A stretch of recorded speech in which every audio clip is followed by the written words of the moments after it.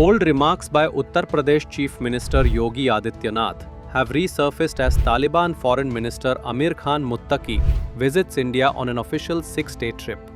Muttaqi met External Affairs Minister S. Jaishankar in Delhi on Friday, where Jaishankar emphasized stronger bilateral cooperation for regional stability and development. Muttaqi is also expected to visit Darul Uloom Deoband and the Taj Mahal during his India stay.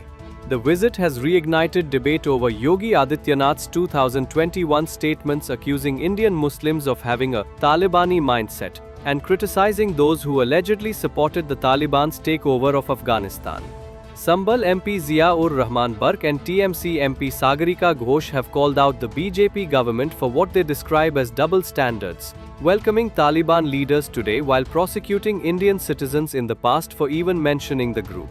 As India extends diplomatic warmth to the Taliban regime, critics argue the move exposes contradictions in the government's stance, raising fresh questions about political consistency and moral clarity in India's foreign policy.